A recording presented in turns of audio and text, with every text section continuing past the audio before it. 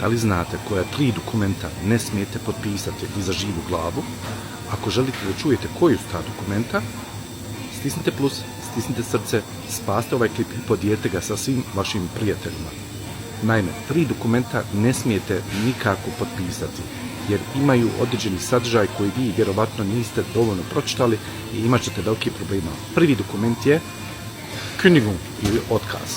Znači, tu vjerovatno će biti nekih sadržaja koji vi niste dovoljno pročitali, odnosno koji najveći problem je što ćete vi odricati takozvani Kündigungsschutzklage, znači tužbe protiv tog otkaza na sudu, vi onda nemate apsolutno više nikakva prava.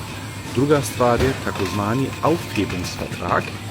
Taj je najzeznutiji od sviju njih jer sastoji se od puno elemenata i vjerovatno će se tu odreći odmora i Abfindunga koji vas eventualno sleduje i bit će određeni skraćivanja rokova koji će vam kasnije praviti probleme prilikom predavanja zahtjev za ALG1 ili ALG2 kod takozvane Bundesagentur für Arbeit. I treća stvar, Abmahnung.